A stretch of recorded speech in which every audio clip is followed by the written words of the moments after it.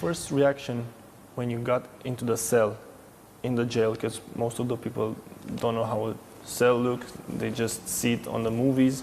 What was your first night there like? Well, as a man who lives in luxury and comfort all the time, of course, prison is not luxurious or comfortable. You know, I actually had no problems with jail. I didn't get upset in jail. I didn't get angry in jail. I didn't get frustrated in jail. I looked around the cold metal beds with the very uncomfortable, dirty mattresses, and there are insects and roaches around, and it's not a pleasant place to be, but that also makes me happy because I don't believe criminals deserve comfort. The only injustice for me was that I was there.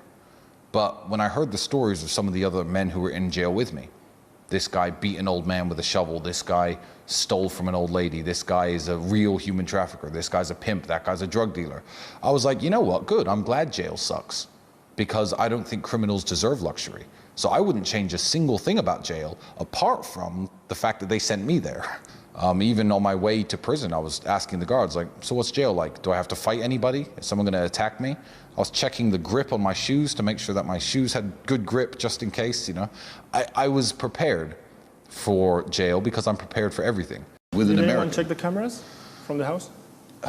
All of the cameras recorded for a whole year previous to the police coming and raiding the house. When the police came to raid the house, I took the DVRs for the cameras, I handed them over, and I said, just look at these and you'll let me go.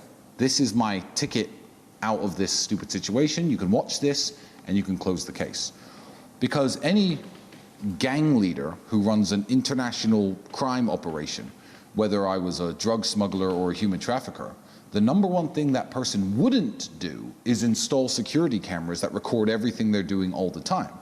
So if you watch a year of footage from what is supposedly the criminal headquarters of an international human trafficking gang, I find it very strange that not one single image from my CCTV, not one, is in the criminal indictment. Not one.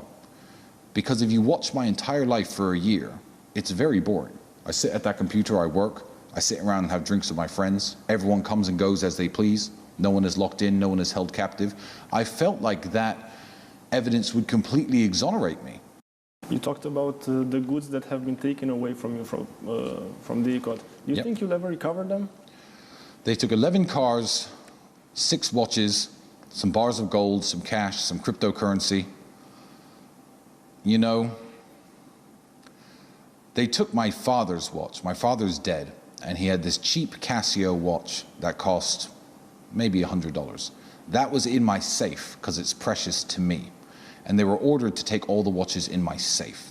And they took obviously some very expensive ones, but they also took that one.